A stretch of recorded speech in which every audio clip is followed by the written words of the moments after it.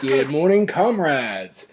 This is the Thursday, July 4th edition of your favorite socialist, Marxist, anarchist adjacent morning show where we take one news story that's going on right now of significance and drill down on it. It might not be on July 4th. You get this whenever I decide to upload it, really. I want to take the 4th off for a mental health day. Again, thanks everybody for listening so far. We had the biggest day in downloads worldwide yesterday. So apparently you guys are sharing and supporting the show. I really appreciate that. But if you could share the show on your social media networks, Facebook, Instagram, Twitter. Also help us out with the Patreon. Go to patreon.com. Good morning, Comrade. That's how we keep the servers cost paid and the lights on in this place. And like, subscribe on iTunes. Give us a rate. Give us a review. That really helps out the show. Even if you can't give us any monetary support, that super helps us. Thank you so much for all you guys do. So I ended yesterday's show with saying have solidarity with your employees at work or your coworkers, and I truly do believe that. And I live in New Orleans, but I work in kind of a right-wing suburb of Louisiana. I drive like pretty much 40 minutes to get to work. I cross over the world's longest continuous bridge over water, the Pontchartrain Causeway, and most people at my job they want to talk about politics, but they obviously do not have the same views I do. And we have some really spirited, fun discussions about, stuff. Living in the South, what is fascism? It's weird. These discussions just come up naturally. And I'm kind of the resident lefty that everybody looks to for oh, how do you feel about that? And so what's in the news right now that I was supposed to defend and go on the back foot about is journalist, and I say that with air quotes, the lightest of air quotes, journalist Andy Ngo getting his ass kicked by Antifa in Portland and receiving a milkshake bath. So I really just want to drill down. I want to talk about him, his history of his writing. He currently works for Quillette, which is a trash publication. I want to talk about him, what happened to him, and how, just how I really feel about it in general. So, Andy Ngo is a trash man, trash journalist, and he got his ass kicked by Antifa. And if you watch the video, it's pretty bad. It's pretty bad. It looks like he was just standing there, and looks like the poor guy just gets jumped on. First he gets milkshaked. 2, he gets the shit kicked out of him. Somebody at my work there's a woman at work, she's right wing, we talk about this stuff. She was really upset about it. She's like, see what your people do, blah, blah, blah. And to be honest, I hadn't read anything about it because I saw the headline. I was like, good, another fascist catches the milkshake. But I said, you know what, to be fair, I want to read about this. I want to see what actually happened. So I think I went to Vox. I picked Vox because, it's goingdown.org and it's not Breitbart. I wanted to pick something kind of in the middle. The video, I gotta admit, was pretty bad. I felt bad about it. I really felt bad about him getting beat up so bad that he had to go to the hospital, and apparently he has some kind of brain hemorrhage now and this and that. So I really wished it wouldn't have happened to that guy. The video shows him just standing there doing his job. I mean, he's a shit journalist. He's a terrible person, but what happened to him shouldn't have happened to him. And before we cry too many tears over this guy, let's take a look at some of the articles that he's written for different publications. I've got a list of them here. We'll go over the newest ones. Hate crime hoaxers on campus that he wrote for Real Clear Politics. Let's see, this is from thereaderapp.com. I've never heard of this. This is probably something that's like Gab adjacent. Who knows? Portland was a celebration of Marxism, socialism, and communism, and it called for violence against border enforcement and even Mayday. Hashtag Antifa, hashtag Mayday PDX, hashtag Portland. I would say, Andy, don't threaten me with a good time. More stuff about hate crime hoaxes. Black Lives Matter until they're ended by black people. Andy wrote for Spectator.us. And it just goes on and on. I mean, I don't want to spin too, but that gives you an idea if you've never read it. Because I honestly, I've never read his writing. Because why would I? It's trash writing from a trash man. But that's who we're dealing with. Now, to get back on topic, I do really feel bad about what happened. Because Antifa. I'm going to talk to you, Mr. Antifa. Hopefully this podcast, this episode can get delivered straight to Antifa headquarters and talk to Mr. Antifa. You've got to be smarter than this. You've got to be more tactical. The thing that I'm upset about is not Garbage Man getting his ass kicked. And that's kind of the gag. I know if you thought that's where I was going with this, then you haven't been listening. And welcome to the show, because that's not my opinion at all. Fuck him. Fuck him.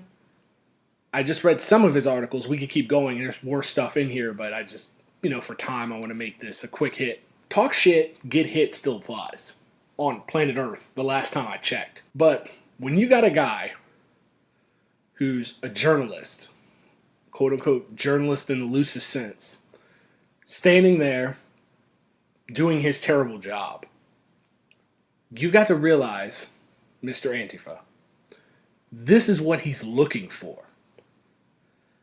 This guy's not, he purposely puts himself out there as not a combatant. Because this is the kind of stuff he wants to happen. And I understand what, if I talk to people who mobilize in street movements, you're going to tell me in retort, the media is going to say what they're going to say about us anyway, and we're out here keeping you safe. And I say, I totally get that. But you always have to look at it as, it's a guerrilla war. All the engines of propaganda are against you. You cannot feed into that narrative. You cannot give them another reason. Now, if it's a combatant, if it's somebody who's come there and they're actively antagonizing and looking for a fight, let the milkshakes fly. I mean, let them rip, baby. With concrete or not concrete. I'll get into that concrete thing later. That's goofy and hilarious. But you can't give a guy like that what he wants, who has a megaphone, to all these trashy right-wing news outlets. Because now you have a total pushback. Like, this is what they've been craving. Like, this is what they've been waiting for to come in and shut you down. Because if you notice, this guy's got all the attention, but the other thing that's floating around in my networks are the meme picture of the older gentleman who was crying crocodile tears after he got his face split open at that same Proud Boys gathering. But then juxtapose that, and this is the good things that Antifa does. If it's not just people there to fight, it's people that are documenting to take pictures. So when you've got that old guy who's like, "Oh, I'm an old tired man and I got beat up," you're like, "Hey, weren't you the same? Isn't this you right here in the same timestamp? Not an hour ago with the police baton coming after people trying to hurt them?" Yeah, so that's you. So that whole narrative of you're crying crocodile tears that you got beat up is over. My point is, you have to be more tactical than this. Like, you cannot give these people what they want. If it's a rank and file, Proud Boy, Patriot Prayer, dude, whatever, and they want to occupy that space and take over the streets and make it unsafe for black and brown and queer people to walk down walk down your street, you've got to do what you've got to do. Either that's document or put your bodies physically in front of those people and say, no, we're not going to stand for this. We're going to physically kick you off the street. I have no qualms with that. Let the milkshakes fly. Let them rip. And the whole, this narrative of, oh my God, they're throwing milkshakes at us. And oh my God, they could be filled with concrete. First of all, that concrete thing is absolute bullshit. Because any good anti-fascist organizer already knows sugar melts concrete. It destroys it within seconds. It will not let it set. So the idea that you would put Quickcrete, and this is getting really deep down the organizing anarchist cookbook rabbit hole, the idea that you would take a milkshake that people are on camera drinking and then throwing it and have concrete in it, that's already wrong. But to have concrete in it, the milkshake itself would destroy the concrete. Because that's how there was a I don't want to say anti-fascist, but there was a protest action in France. I can't even give you the date, but it just always sticks out in my head that's how they stopped construction of a prison, is they poured sugar on the concrete and the concrete could never set. So that's bullshit, lie, police, propaganda. And the police, by the way. So I can kind of hear my dad like sitting on my right shoulder and saying, well, you've got to have ideas better than these people, and you can't fight them in the street because both sides, and then you're just as bad as they are. But tell me what are you supposed to do when, on one hand, you've got violent right-wing fascist street gangs who are now roaming your community, proclaiming that it's in their bylaws to do violence against black and brown and people that they just don't feel have the right to exist. And don't take it from me. Take it from the leader of the Proud Boys, Gavin McInnes. And I know Gavin McInnes has tried to step down as the leader of his gang, which he calls it a gang, of the Proud Boys because he's got some heat on him from that incident that happened in New York where those guys were chasing people down the street with samurai swords. What the fuck is that about? But yeah, take a listen to Gavin McInnes on the Joe Rogan podcast. Joe Rogan, why do you have these people on? You're like fascist adjacent. That's for another story. But these are the people that Andy Ngo writes so lovingly about and wants to cuddle up to. And the people that I should be caring about getting hit with a milkshake, concrete added or not. I started this gang called the Proud Boys. And the Proud Boys? The Proud Boys. What's Proud Boys about? We have chapters all over the world. We meet. We meet started once a month. Chapters. We get drunk and it's like the Elks Lodge. Okay. Like Masons or whatever. Celebrating manhood. Yeah, no woman allowed. Ah, wow. You can't tell your woman what goes on at the meetings. And we have different degrees, like the Knights of Columbus. First degree, you declare yourself a Proud Boy. Second degree, we beat the shit out of you until you can name 5 breakfast cereals, and you have to give up masturbating. And then third degree, you still have to give up masturbating, but you have to get a tattoo. And then fourth degree, you get arrested or in a serious violent fight for the cause. Really? Yes. You get arrested in a serious violent fight, so you're promoting or violence? Some sort of major altercation. You should erase that part. Well, we don't encourage it, but if you're defending, like at the Berkeley thing with Milo, my guys, 14 of them just walked into a mob of 200 people. Just to get their stripes? And said, I thought you guys were tough. No, they were doing it just for fun. And these people outside of pepper spray and clubs, they can't fight. Like at the NYU thing, my guys were beating them up. And he goes, this one guy we call Friar Tuck because he's just a monster. He goes, I started feeling bad after a while. Because I could tell these kids had never been in a fight. And I was just mowing through them. And on the other hand, you've got police working with those same organizations to protect them. And if you saw over Pride Month, the police escorting, neo-Nazis and Klansmen and fascists in Pride, not in Pride parades, but in the cities, having their own demonstrations during Pride Month, you would know what I'm talking about. There's a famous picture now of I think it was Boston cops with rainbow flag badges on, protecting Klansmen from getting what's coming to them, declaring that, they want to kill people. I personally cannot yell fire in a crowded theater and not be arrested, but I don't understand how organized gangs can roam the country protected by the police, saying that they want to exterminate people. And these just aren't relationships that the cops have of trying to keep the peace. No, they're actively working with these groups. Let's read from the Portland Mercury. Dateline is February 14th of this year, 2019. Texts show protective relationship between Portland cops and Patriot Prayer, another bunch of right-wing shitbags. We have a large group of Antifa trying to flank us. And we're stopping them now, but we're not sure for how long.